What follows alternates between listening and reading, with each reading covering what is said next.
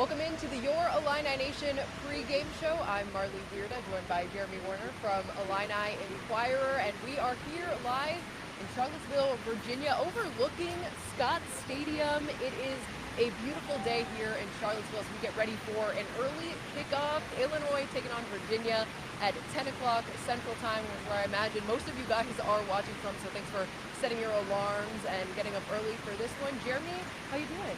Doing great. It's a beautiful day for football. We are on the beautiful campus of Virginia, and we're actually right by a dorm where we saw a guy walk out in his slippers. My name is Anthula Katsimatidis. It's a beautiful day for football and a big one. My brother John worked on the 104th floor of Tower 1. Yeah, and whoever when I look back on these last 20 years, I find myself thinking about September 12th and everything that happened after that. When thousands of us became members of a club that we never signed up for, with no idea of what to do next, except to cry, right? But then something unexpected happened. An unlimited amount of kindness kept pouring in to each of us, from friends and strangers. The whole country seemed to put its arm around us. And that lent me just enough strength to get up the next day. Yeah, a lot went wrong, but I think you always go, well, UTSA is a good team. And the day after this season that. will play that out. I think they are and a good I realized USA team. that all this kindness and giving reminded me of my brother. That's a big setback. My larger-than-life, live out loud, big brother, kind of a wake-up who loved to make people laugh. And he was always there whenever something was needed. And UTSA exposed some of those. I loved and admired those things about him, and I began to emulate them. And it made me feel like I was picking up a baton that he had left for me. I started working with the 9/11 families, helping them navigate the emotional process of thinking about the memorial and connecting their concerns with the staff and designers and officials. John used to say, Fula, you got to have fun. You got to be daring with your life. And with that, I discovered a zest for acting. It was a new direction for me, a way to express creatively all that I felt inside, a way for me to share stories. Everything I was doing gave me the feeling that my brother Johnny was with me. You got this, kid. It takes a really long time to figure out who you are and who you were meant to be. And all of us had to find new ways to get there. Listen, I've been a part of a program that, like, I used to try to get a game on the last week of the season on Fridays because I knew that we had a good chance to be in a Big Ten championship game, right? Like, that was my responsibility 3 years before we actually got to that season. And I can just tell when I came in here, that's not the mentality they're under. Like, and that's the culture I'm trying to build is like I get it. We're at where we're at. And I just lost to UTSA, a non-Power 5, and I got to live with all that, but I know where we're going. I actually feel we're closer to where we are than where we were last Thursday or Friday at this time. So I know where we're going to go, and it's going to be a hell of a ride. It's just not everybody needs to see it right now. Bielema spoke about that winning culture and trying to get Illinois back to a program that's winning games, attending for a full game every season. I think that's kind of the similarity maybe that we see with Virginia. This is a team that when it was a 2-win season and then Bronco Mendenhall took over and making 3 straight bowl games in 6 years with the program, and I think that's a place Illinois would like to get to.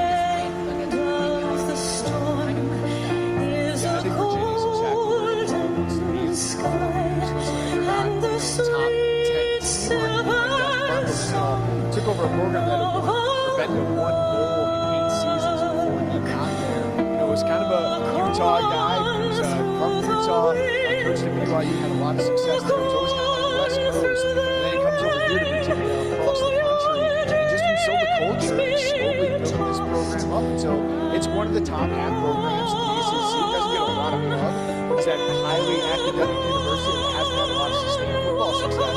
Sounds a lot like Illinois, so I think Brett Bielema sees this team probably a little bit more than people seem to ask him, because 17 and 16 in the ACC the last 4 seasons under Brennan Armstrong. They've had bowl eligibility the last 4 seasons under Brennan Armstrong. So that's exactly where you want Illinois to be, making bowl games every year.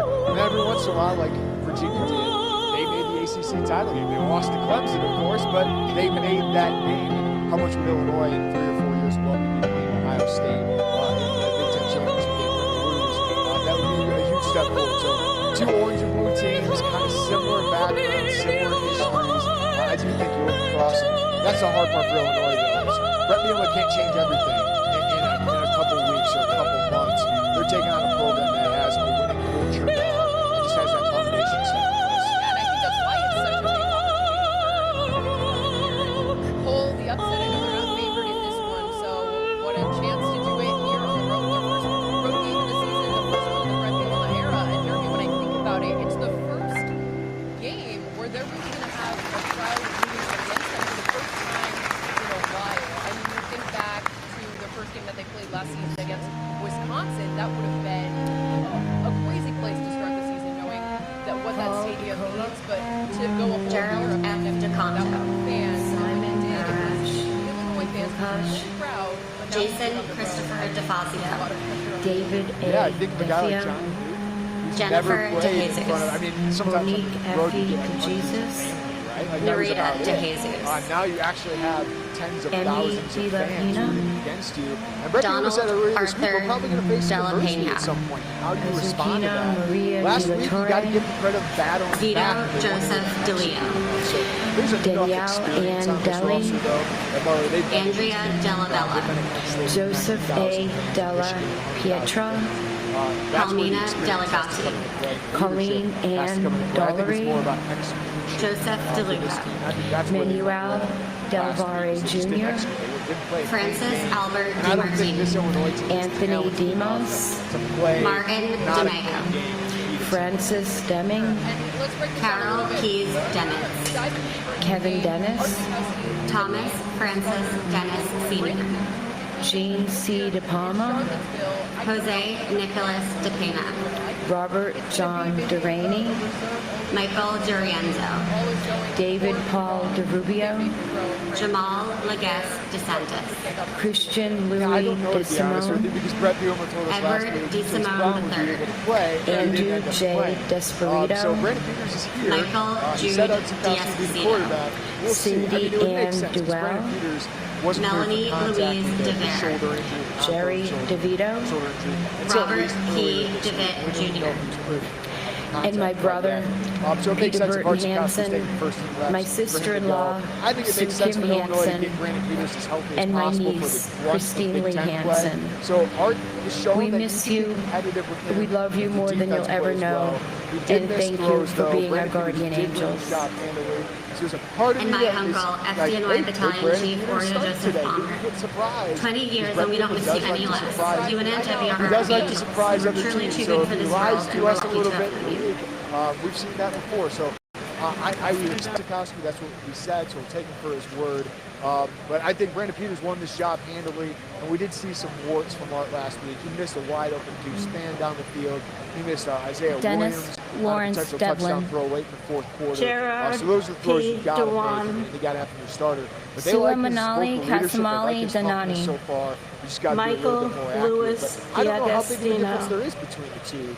Matthew We haven't Diaz, seen Brandon Peters in Nancy this offense Diaz. outside of the spring game. where he Obdulio was great. Ruiz 5 Diaz, minutes in the Right. dress. Michael A. Diaz Piedra III, Judith Burkus Diaz Sierra, Chase Brown. Patricia Florence DiChiaro, Rodney Dickens, Jerry D. Dickerson, If he is available. Joseph Dermott Dickey Jr., Lawrence Yeah, I don't think running back's been a Patrick problem. Yeah, Dickinson, this year I know they're only Michael D. Deal, struggled to run it John late in the game DeFato, against UTSA. But I think Vincent Mike Epstein, Francis before he suffered DeFazio, another injury, how do you not Carl feel for him? We don't know the Anthony extent of it, but it sounds DeFranco, like he didn't make the trip Donald here. Joseph How he DeFranco, bounced back from that, just- John I think that Di kid Giovanni, sometimes kind of like to do that. Eddie But A. if you had Dillard, Chase Brown, that Deborah adds no Ann overtime. DiMartino, Chase has the best combination. David of burst and DeMiglio, power. of this group. Stephen Patrick Domino. William John Dimling. Marissa DiNardo Short. Christopher Moore Dincuff. Jeffrey Mark Dingle. Raina Sam Danu. Anthony Dionisio. George DePasquale. Joseph D. Pilato. Sure, we talked about this Douglas on the WCIA Frank DiStefano. podcast after Donald the game. Americo This running back Di is Tullio. so deep, you kind of noticed that you're Ramsey A. Dewani. Johnny Doctor Jr. John Joseph Doherty. Melissa Candida Doy. Brendan Dolan. Robert E. Dolan Jr. And my father, Alfred Todd Ranke. 20 years ago today, God called you home, Dad. And our lives have changed from day to day since then, but the love and memory of you shall never pass away. There is not enough time to explain the incredible man you were. You inspire me to be the parent that I am to Trey. And I thank God for the years that I had with you. Dad, may your heart continue to beat through those that are still here. And may all the good that you have done be your legacy that continues on, that continues to live on. God bless you all, and God bless America. And my sister, my beloved sister Diane Gladstone. I think they're pretty talented. Your extended group, but they had a family tough misses year you. last year. And then they came back, had a shutout last week against William & Mary, an FCS team. So don't know how much to take into that. They got a lot of experience. Like Illinois, they return a ton of experience. I think where they're best is in their secondary. Joey Blunt, a safety, is really good. They got a cornerback who's got 15 career pass breakups. So I think they got some talent in the secondary. But I think Illinois' offense, with Chase Brown, with Reggie Love, with Luke Ford and Daniel Barker, who Tony Peterson has said, I need to get them more involved. And Isaiah Williams, we didn't talk about, is a real breakout star of this team. We thought he could do that. I know you, Marlee, and I know like how talented he is, where he comes from. But for him to play that role and to be this good this early, he's just someone other teams have to account for. And I think that opens up some possibilities for other teammates to get involved and have some openings. So I think Illinois' offense has some weapons that can be successful against Virginia's defense, but they are probably as good as Nebraska defensively, but Illinois was able to score 30 points against them. Sure, and Bronco Mendenhall said that in his press conference previewing the Illinois game, that their receivers are going to be a big threat for them. But you mentioned the tight ends as well. I know we saw what Daniel Barker, we know what he's capable of. Yeah. He's done it season over season, but you mentioned wanting to get them more involved. How could that kind of improve the Illinois offense? Well, against the UTSA game, they really, what you're going to see from opponents is they're going to stack up against Illinois' run game, because the offensive line, I think, is a really solid Big Ten offensive line. They got some issues to work out at guard, but I'm interested to see if Julian Pearl plays there. But I think the run game, they have over 300-something yards rushing so far this season. That's where they make their hay. The passing attack is the question marks, right? Because Isaiah Williams is a really good player, but outside of him, you're getting Jafar Armstrong back, you're getting Brian Hightower back, but we don't know what impact they'll make. Casey Washington's a solid player, but isn't getting a lot of separation. Donnie Navarro, we know, is a hard worker, but doesn't have the most physical talent. So they're not scared of Illinois' passing attack. So you got to get those guys involved more, because when teams are stacking 7-8 in the box, they're really loading up on the edge, sending blitzers there. Tight ends can free up and just get a little catch in the flat and take that for a first down. And I think Ford and Barker are two really good tight ends. They have 10 catches combined with 2 touchdowns through 2 games. I think they can get more involved. I think they can combine for that in one game. So I think Tony Peterson said earlier in this week, we got to target those guys more. We got to get them more involved. And I agree. I think it's simple dump off passes, quick hitters. Those guys are such big bodies and such good athletes that I think they're a huge matchup problem that Illinois needs to exploit a little more. All right, let's break down the Virginia offense a little bit. Their quarterback has been talented. They had 500-plus yard game in the season opener. I was reading their game notes, and that's the third straight game that they do that, going back to last season. How big of a threat could they pose today for Illinois? Yeah, well, there's like 4 quarterbacks you got to worry about because they'll play 4 quarterbacks. Right. Brennan Armstrong is the starting quarterback, but they have 3 other guys they call football players who are really good athletes that they get involved really well. So Brennan Armstrong, who's the starting quarterback, is 6-4 as a starter. And he took over for Bryce Perkins, who was one of the best, quarterbacks in the country when he was here and led them to the ACC title game. But he's a dual threat. He's not the best passer, but he's an effective one. He's a really good runner as well. So it's kind of like Adrian Martinez. He might put the ball in harm's way every once in a while, but he is dynamic. So he's one of the best quarterbacks they'll play all year. But the other guys you got to look out for, Jacob Rodriguez, Ira Armstead led them in rushing last week, and he's just a backup quarterback. They'll throw in the Wildcat. Yeah. Kateon Thompson, number 99. He's hard to miss because he's wearing that number 99. He's a really dynamic athlete. Kind of reminds you of like Eddie McGee back from the Juice Williams days, where they'll just throw him in there. He'll catch passes. He'll run the ball as a Wildcat. They get really creative. So Illinois has got their hands full because I think Virginia's got a lot of good athletes. Plus, they got a receiver in Billy Kemp, who's really good. And after getting crushed by Zachary Franklin in UTSA last week, that's where most of my concerns today are, is on the defensive side of the football. Because Illinois, do they have the guys who can make those plays? They're still waiting for the secondary to get those big turnovers. They have 2 takeaways through 2 games. They need more of those today. And can you get pressure on the quarterback? They only had 1 sack last week, so who's going to create havoc? Who's going to make some plays on the defense? That's my big concern. Sure, and the defense is still missing, or is going to miss, Calvin Hart Jr. I mean, he had an incredible game, the first game of the season against Nebraska. I'm sure he's going to be incredibly missed by the Illinois defense, but Tariq Barnes stepped in for him a little bit. What do you make of his performance and how they're going to fill that role without Calvin Hart Jr.? Yeah, I think Tariq Barnes is a good football player. I think we've seen that the past 2 years. Last year against Wisconsin, he stepped in for Jake Hansen, was one of the best players. Before he went down with the injury against Nebraska, he had a great game against them. So I think he's a solid player. The difference is that game against Nebraska, it felt like when you needed a big play, CJ Hart was there with the big play. So I think he's just a better athlete, CJ is. He's big, he's athletic. I think he's just a talent upgrade for Illinois. So they do miss him, and they need maybe their super senior Jake Hansen to come up with some of those big forced fumbles that we've seen in the past, or interceptions. They need him and Barnes to stop, but also the front line lost a good one in Keith Randolph, who's not going to play today. Don't know how long he'll be out. Not a season ender, according to Brett Bielema. But Keith Randolph, through 5 quarters, and not even the full 5 quarters, had 2 sacks. And he was probably their best interior defensive lineman, along with Roderick Perry. So Vertus Brown's got to step up. Jamal Woods has to step up. Roderick Perry has to step up. So that was a big loss as well. So 2 of the guys who have made plays already out with injury. Sure. If you think Illinois can win this turnover battle, I mean, is this a winnable game for them? I mean, I think you have to win that to win this game, and you don't want Lovie Smith to walk back through that door, because that didn't work very well for him for most of his tenure.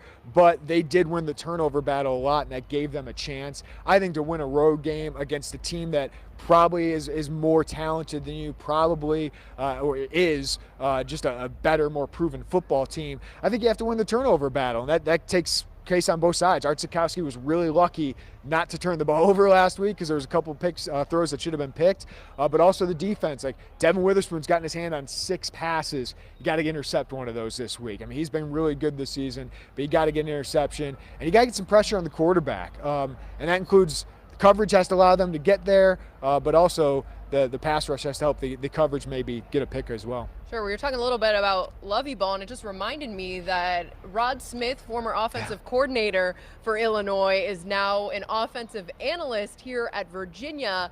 And I have a hard time imagining, Jeremy, that they didn't bring him into a meeting and were like, okay, tell us everything you know about this guy, this guy, this guy. Maybe they're going to hold off on playing Brandon Peters because he knows his tendencies. He knows what he's capable of. Maybe they're going to show some of these new guys, an Isaiah Williams, a Deuce Spann, people that Rod Smith wasn't on his starting offense. Yeah, I mean, it's really interesting because Rod obviously knows this personnel, both offense and defense, really well. So he might know, hey, you can attack this guy defensively. Now, the staff, Bronco Mendenhall staff, likely could have seen that on film, but Rod knows it a little bit more, so it is a little bit of an advantage for them. But they are used in different ways. I find it very interesting that Illinois' 2 top big play threats at receiver are former quarterbacks of Rod Smith, right? It's a very different offense that we're seeing right now. But Isaiah Williams and Deuce Spann are great athletes, obviously very talented that Rod Smith was able to bring them in.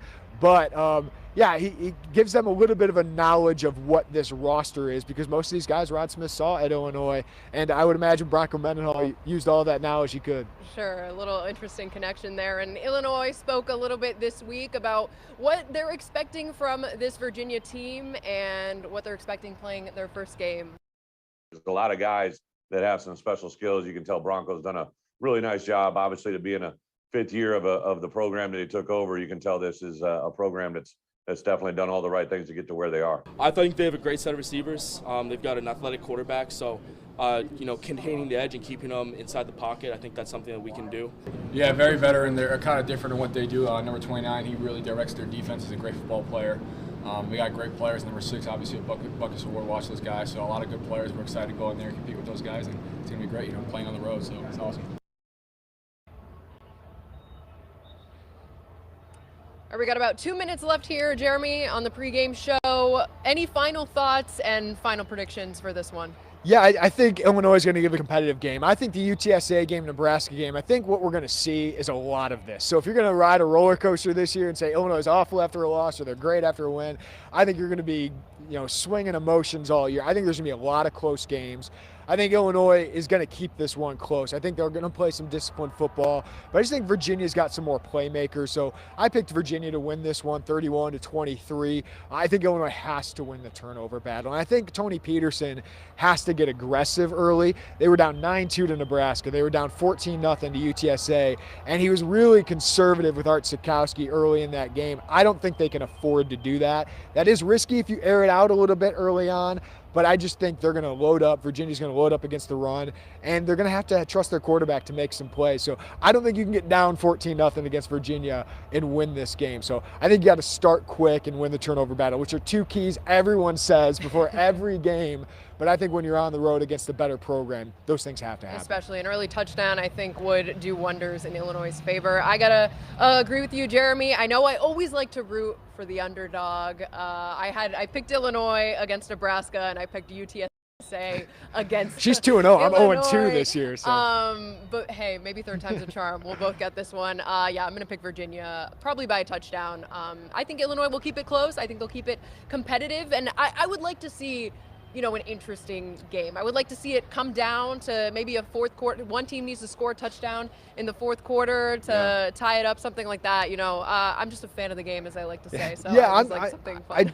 I just think you don't want to see what happened with North Carolina or what happened with Western Michigan early in some of these coaches' tenures, where they go on the road and they play these better opponents and they just get walloped, right? You want to see a competitive football game. And if they're able to win this one, Marlee, you set yourself up. Like, you lost to UTSA, but to have wins over Nebraska and Virginia, I think those are bigger statement wins than if you were able to keep it home at UTSA. I think that would be a phenomenal start for Brett Bielema. You go into Big Ten play with Charlotte still on the schedule, and they beat Duke, I know, but you'd have 4 chances over the last 9 games to clinch bowl eligibility. I think that'd be a great start for Brett Bielema. Yeah, and a great way to catapult them into the rest of the season.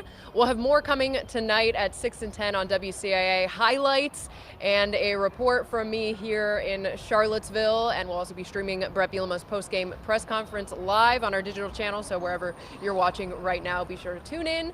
The same place to watch Brett Bielema's post-game press conference. Jeremy, what do you have on Illini Inquirer coming up after the game? We got our live updates. We always have our live updates throughout the game, our quick hits. We'll have column. We'll have all the post-game media availability. It's nice to be on the road again. We get to talk to the players in person. No more of the Zoom stuff. So we'll have all the post-game coverage at Illini Inquirer. Refreshing. And you brought a team with you today on the road.